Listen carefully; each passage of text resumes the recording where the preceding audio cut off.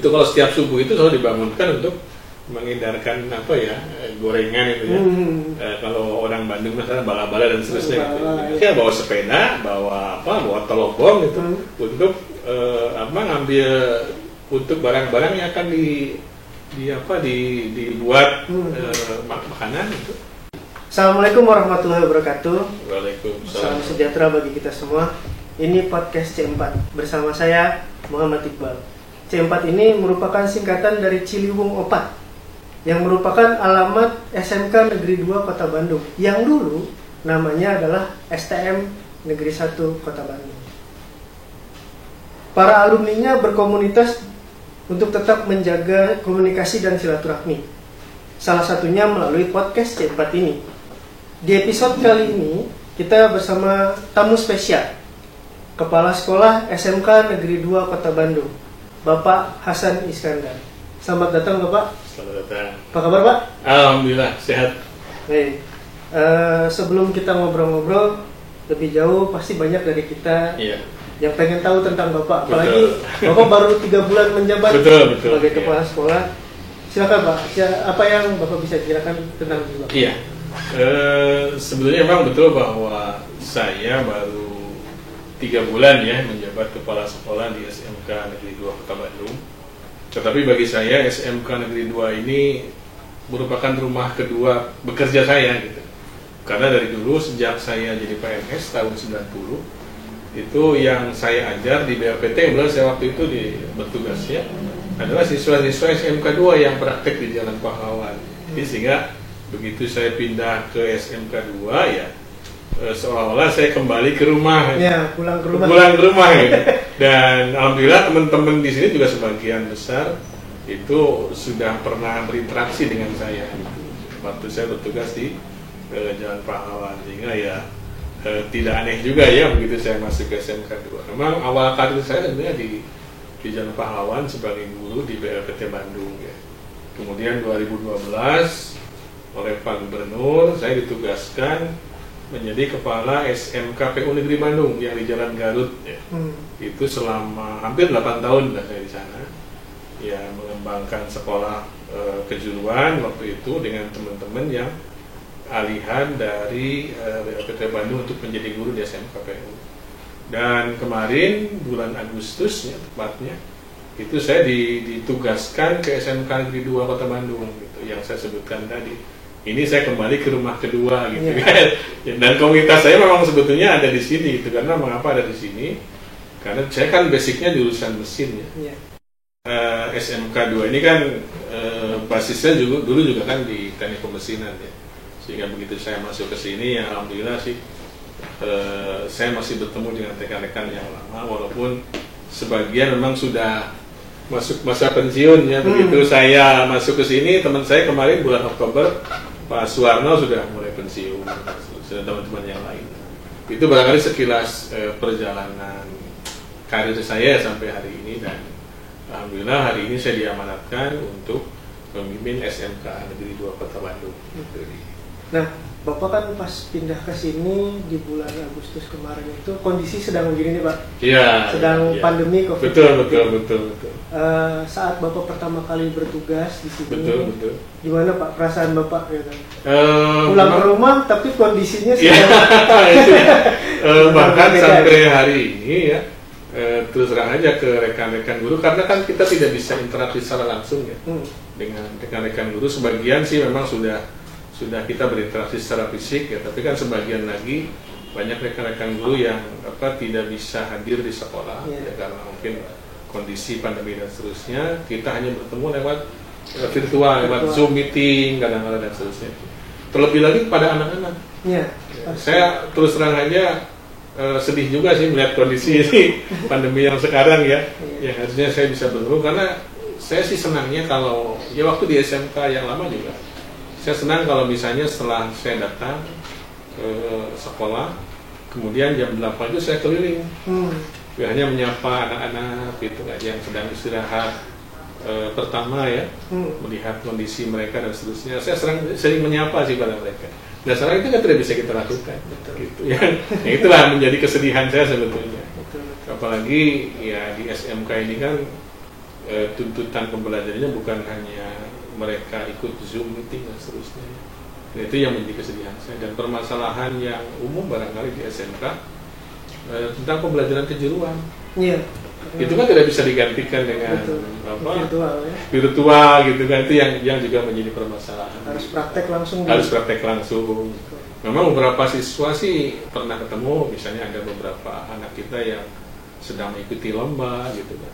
Saya sengaja datang ke mereka di sekolah kita ini untuk menyapa mereka, untuk memberikan motivasi. Bahkan hari ini juga ada 2 orang siswa kami yang sedang mempersiapkan ikut welding kompetisi di PT Komatsu. Ya. Kemarin saya sudah menyapa ke sana, sudah lama juga, karena saya jurusannya pengelasan, saya memberikan artis pada mereka. Bagaimana trik-trik untuk menjadi seorang juara di lomba kompetensi itu yang yang saya lakukan sementara ini. Sebagai kepala sekolah baru nih pasti Bapak punya visi misi ya. Betul. Buat ke sekolah ke SMK Negeri 2 supaya lebih bagus daripada pendahulu-pendahulu Bapak tahun-tahun sebelumnya. Kira-kira apa Pak visi misi? Iya, memang kemarin begitu saya masuk ke sini dengan teman-teman para manajemen sekolah, kami merumuskan visi misi sekolah ya. Karena berdasarkan dokumen yang kami miliki memang rencana kerja jangka panjang sekolah sudah habis masa waktunya. Yeah. Gitu. Kami harus membuat rencana jangka panjang kemarin ke depannya ke 4 tahun ke depan. Kemarin dengan teman-teman sih kami merumuskan visi ya. Kita punya tagline namanya SMK Negeri 2 Juara. Itu tagline kita ya. Yeah.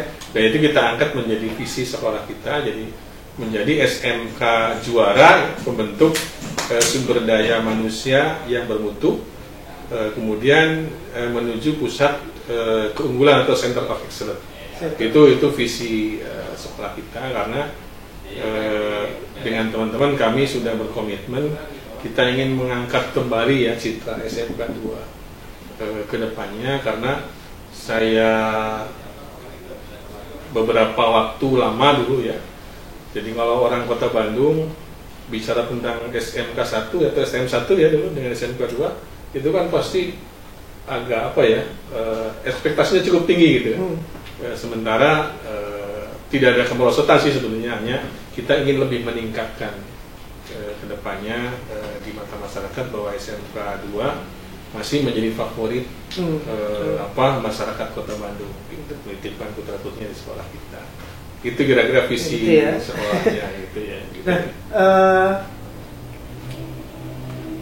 kan kita ini di podcast C4. Betul. Bapak kira-kira apa yang Bapak tahu dari anak-anak C4 ini atau alumni C4 ini? Tahun 95? Tahun 95, ya. Ini kan, ini alumni yang 95 ini kan memang dulu juga sempat berinteraksi dengan saya di waktu di Jalan Pahlawan, ya kami mengajar mereka gitu. Dan awalnya memang begitu saya masuk ke SMK 2, saya kan mengkomunikasikan beberapa hal yang kita inginkan di SMK Negeri 2. Bahkan salah satu statement saya yang saya sampaikan kepada rekan-rekan waktu itu, saya ingin mengundang alumni sebanyak-banyaknya ke sekolah. Jadi saya ingin mengundang alumni sebanyak-banyaknya ke sekolah. Itu untuk apa? Pertama untuk memberikan informasi tentang tentang sekolah kita, kemudian informasi tentang apa sih yang harus dimiliki oleh adik-adik kelasnya setelah lulus di sekolah kita, dan itu yang diharapkan gitu. Sehingga saya berinteraksi dengan beberapa rekan, alhamdulillah ya, cek bahasa Sunda mah jual-jual itu banyak para alumni yang datang, termasuk yang alumni yang ini yang tahun 95 gitu. Menurut saya agak minculat, agak sedikit berbeda karena beliau intent gitu, datang ke saya untuk menyampaikan, dan saya sih welcome pada mereka untuk memberikan kontribusi bukan hanya material tapi juga spirit ke anak-anak kita. Bahkan salah satunya dengan podcast ini saya berharap bisa ditonton juga oleh anak-anak kita yang masih duduk di SMK Negeri 2 Kota Bandung. Mereka juga nanti bisa terinspirasi dengan hal yang kita sampaikan pada kesempatan ini. Itu berarti tujuannya. Secara umum kan lulusan SMK Negeri 2 banyak yang berprestasi, betul. Kinerjanya bagus, berusaha dan di manapun juga gitu kan ya. Nah, menurut Bapak nih yang ya walaupun baru menjabat tapi pasti tahulah kondisi semuanya di mana-mana. mana. Betul. Kira-kira ada nggak sih perbedaan alumni SMK Negeri 2 yang dulu Betul. dengan yang sekarang, yang terutama yang generasi milenial dan generasi Z? Betul, ya. Memang generasinya kan berbeda ya, Ya. dari generasi tahun 90-an dengan generasi yang sekarang. Hanya yang saya lihat perbedaan yang mungkin agak terlihat ya bagi saya adalah semangat berjuang itu yang apa. Jadi kalau dulu anak-anak kita itu kan karena mungkin media sosial juga terbatas ya, sehingga mereka kadang-kala peer groupnya itu lebih rapat gitu, dan mereka biasanya punya ketahanan mental yang cukup bagus gitu. Itu yang mulai sekarang agak berkurang gitu, pada anak-anak kita. Jadi ketahanan mental, apakah mereka nanti berada di industri atau tidak, itu yang membedakan ya. Dan ini juga menjadi pembelajaran bagi kita tentu saja, bahwa ini sangat penting loh dibekalkan pada anak-anak kita. Itu sehingga banyak industri dulu waktu memuji kan lulusan SMK 2 sebagai lulusan yang memang betul-betul siap untuk digunakan di dunia kerja ya. Ini semangat inilah yang mungkin kita ingin tumbuhkan kembali, semangat bekerja dan seterusnya, pantang menyerah gitu. Betul. Nah ini kan yang kita ngomongin yang dulu-dulu sekarang kedepannya nih Pak, gimana langkah-langkah Bapak supaya lulusan-lulusan yang akan datang terus meningkat kualitasnya, terutama lulusan dari SMK Negeri 2? Salah satunya kami mulai tahun sekarang akan menerapkan budaya industri di sekolah, dan itu formulasi programnya sudah akan kita lakukan. Bahkan minggu depan kita sudah akan mulai ada workshop untuk menerapkan budaya kerja di sekolah kita. Ini salah satu cara barangkali bagaimana kita menumbuhkan budaya industri di sekolah, karena kan budaya sekolah dengan budaya industri cukup berbeda ya. Dari mulai bagaimana mereka bersikap, bagaimana mereka berada di lingkungan. Itu mudah-mudahan nanti dengan program ini anak-anak kami sudah terbiasa dengan bagaimana mereka harus bersikap di industri dan seterusnya. Salah satunya itu ya budaya industri. Sekarang juga kami sedang mengadakan workshop untuk pusat pengembangan karir siswa ini yang sekarang sedang berjalan juga di belakang. Itu sudah workshop yang ketiga ya. Di antaranya kami sekarang sedang membuat semacam aplikasi yang bisa digunakan oleh anak-anak kita, sekaligus juga sebagai tracker study ya, penelusuran lulusan. Namanya Pensil Juara gitu. Aplikasinya. Memang kita ingin membuat brand-brand yang lebih dikenal gitu ya oleh anak-anak kita. Kemudian nanti kita linkkan dengan website BKK, itu yang juga bisa digunakan oleh anak-anak kita untuk mengakses apa sih profil yang dibutuhkan siswa lulusan pada saat mereka akan masuk ini. Itu salah satu. Dan banyak sih program-program yang lain ya. Kita juga ingin mendirikan kelas industri. Kemarin kami sudah berinteraksi dengan PT Pindad gitu, untuk membuat kelas industri sehingga budaya kerja di industri itu bisa dilakukan di sekolah. Itu yang sedang kita lakukan. Meningkatin sikap profesional. Ya, itu yang lebih penting sebenarnya, karena ada satu penelitian ini saya juga mengungkap. Jadi dari 1.000 orang yang terkena PHK, itu 800 orangnya itu bukan karena kompetensi mereka di PHK, tapi karena sikap hanya 20% saja karena kompetensi. Ini kan menjadi sebuah hal yang harus kita perhatikan, bahwa sebetulnya di industri itu yang paling terpenting ya, kompetensi tentu penting ya, wajib itu dasarnya ya. Karena lulusan SMK kan harus punya itu ya. Tetapi yang ternyata yang lebih penting adalah membangun sikap. Gitu. Saya pernah tahun 2004 kebetulan saya waktu itu diminta dengan tim LAPI ITB itu menjadi konsultan. Saya kan ikut di LAPI ITB kurang lebih ada 3 tahunan konsultan penyusunan kurikulum 2004. Nah pada saat itu saya kan diajak keliling industri di daerah Cikarang untuk melihat apa sih profil yang dibutuhkan oleh siswa lulusan SMK. Kebanyakan yang kami tangkap dari pernyataan mereka bahwa kami tidak butuh siswa lulusan SMK itu kompeten banget loh gitu. Karena yang namanya kompetensi bisa kita latihkan di Iya, situ. bisa di-upgrade. Bisa di-upgrade 3 bulan, 2 bulan. Betul. Tetapi kalau yang namanya sikap, katanya kayak gitu, yang namanya karakter itu tuh, tidak bisa iya. katanya kami upgrade mereka 3 bulan jadi karakternya bagus. Mereka harus dibiasakan. Iya, harus Itu yang dibiasakan. paling Betul. terpenting gitu. Gitu barangkali. Oke.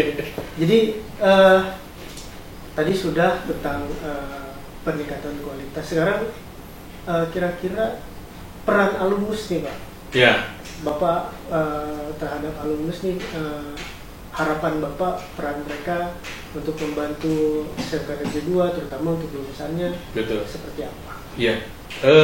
Sebetulnya sih saya beberapa waktu yang lalu sebelum saya diangkat menjadi kepala sekolah, saya kan masih mengajar ya. Iya. Mengajar anak-anak kita di teknik pengelasan. Saya justru menggunakan alumni itu untuk menjadi guru tamu. Itu salah satunya hanya ya. Ya. Salah satunya hanya Menjadi guru tamu. Salah satu yang kita harapkan seperti yang saya contohkan barusan, bahwa saya ingin bahwa teman-teman para alumni ini bisa memberikan berbagi pengalaman lah dengan adik-adik kelasnya, sehingga bisa memberikan motivasi pada mereka untuk belajar lebih sungguh-sungguh, kemudian membangun karakternya bisa lebih baik. Itu yang diharapkan. Salah satunya saya sih berterima kasih ya kepada teman-teman angkatan 95 ini, gitu, dengan adanya podcast seperti ini juga harapan kami bisa memberikan informasi ya pada anak-anak kami. Iya. Ini ingin memberikan informasi pada anak-anak kami atau adik-adik kita di SMK Negeri 2 Kota Bandung, agar mereka bisa membangun kompetensinya bisa lebih baik. Dan banyak hal sih sebetulnya yang juga kita harapkan kontribusi dari para alumni. Di samping juga transfer teknologi ya. Kalau saya yakin kalau teman-teman alumni sudah berkiprah di industri, mereka punya banyak pengalaman. Betul, pasti. Itu yang bisa dibagikan pada anak-anak kita.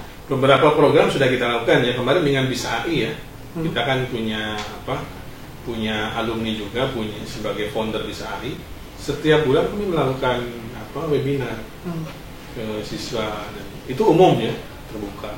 Yang materinya ya sekitar bagaimana kita membangun kompetensi, kemudian mungkin ada kaitan juga dengan pembelajaran dan seterusnya, itu juga kita lakukan. Kemarin terakhir tanggal 4 ya, itu kita lakukan. Mudah-mudahan ke depan nanti rekan-rekan alumni yang lain bisa mengisi konten. Mungkin juga dengan podcast seperti ini bisa juga kita lakukan seperti itu. Pak, mudah-mudahan nih pandemi segera berakhir. Ya, itu yang kita harapkan. Jadi supaya ya tadi Bapak bisa ketemu langsung dengan guru-guru. Betul. Terutama dengan anak-anak. Betul. Nah, kira-kira ada pesan-pesan nggak Pak buat anak-anak di rumah nih? Betul. Serta didik yang sampai sekarang belum bisa kembali ke sekolah. Betul. Belajar langsung di sekolah. Apalagi kan tadi ada beberapa pelajaran yang memang tidak bisa digantikan. Tidak bisa. Betul. Kira-kira. Ya, jadi saya sih hanya mengingatkan dan mengajak pada anak-anakku sekalian, jadi jangan patah semangat ya, karena masa pandemi ini merupakan ujian bagi kita. Sejauh mana kita bisa bertahan dengan ujian yang ada, itu saya kira sebuah kemenangan bagi kita. Terlebih lagi pada konteks pembelajaran. Jadi jangan merasa rendah hati, jangan merasa putus asa, karena kompetensi yang kita inginkan juga tidak tercapai kalau tidak ada pembelajaran. Memang permasalahan utamanya kan pada kegiatan pembelajaran praktik ya. Betul. Tetapi banyak hal yang bisa kita lakukan sebetulnya. Jadi kalaupun anak-anakku sekalian misalnya di lingkungan rumah kita misalnya ada bengkel, itu silakan melakukan pendekatan pada mereka untuk sekedar kita menguji coba mengasah kompetensi kita. Itu yang kami harapkan. Dan juga informasi pembelajaran ya tetap juga kita lakukan. Ini mohon juga diikuti dengan baik. Ada satu mungkin saya juga agak lupa tadi, saya ingin menyampaikan juga beberapa pengalaman hidup ya buat anak-anak sekalian. Ini sebagai saya tidak ingin bahwa itu juga teralami oleh anak-anak sekalian. Jadi saya itu kan berangkat dari orang Lembun lah, kalau sudah. Sebenarnya saya bukan dulu lahir dari orang tua yang hidup di kota, tidak. Di daerah mana, Pak? Di daerah Cirebon. Jadi kalau ke kota itu kurang lebih hampir 25 kilo saya harus ke kota. Kalau ke kota, jadi sangat jauh dari kota gitu. Ya bisa dibayangkan ya, tahun 87, 83 saya lulus SMP gitu kan.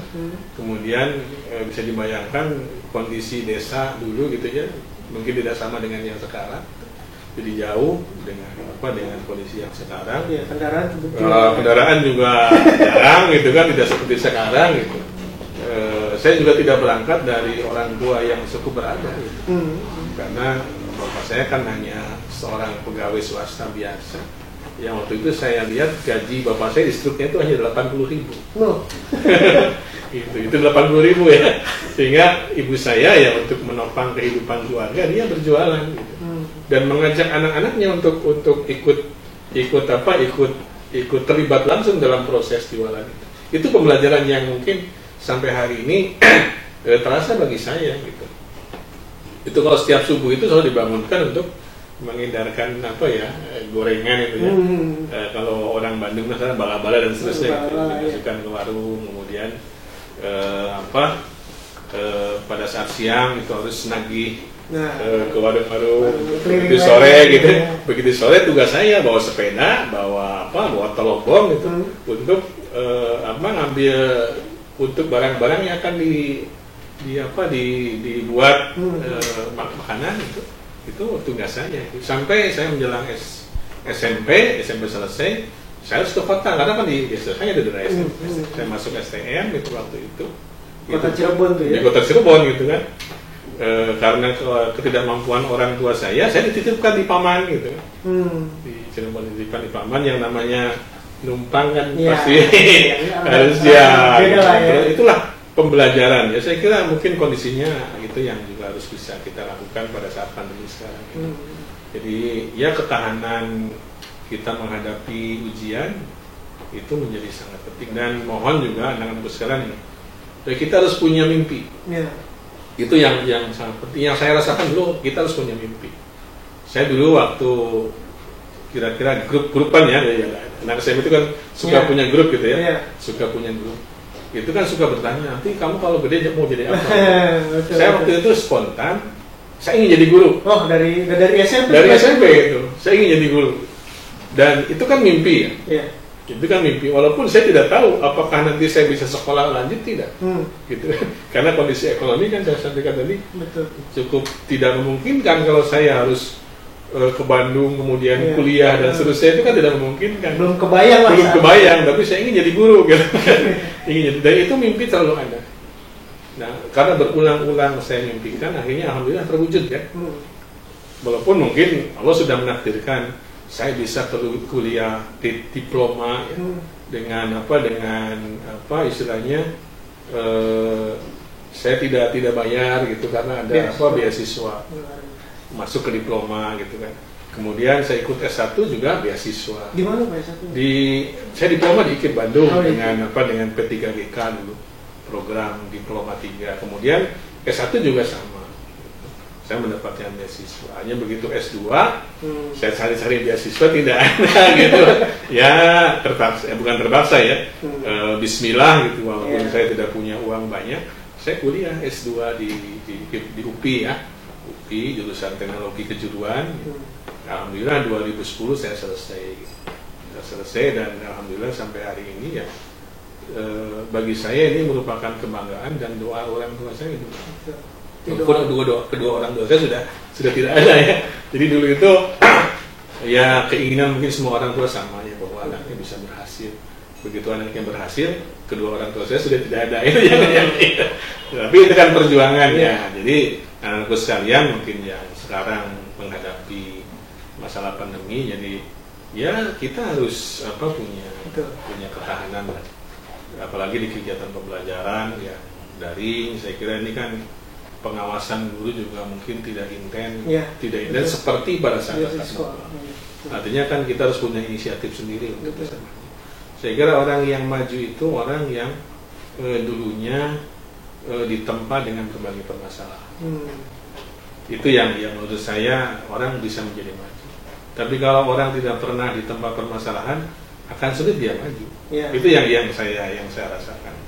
Jadi banyak permasalahan itu bukan berarti jadi mendorong kita jadi rendah diri ke bawah, tapi justru harusnya mendorong kita menjadi lebih baik. Tambah semangat belajar. Kondisi kayak gini, iya, gitu. Harus dicari jalan keluarnya. Betul, dan itu menuntut kita lebih kreatif. Betul.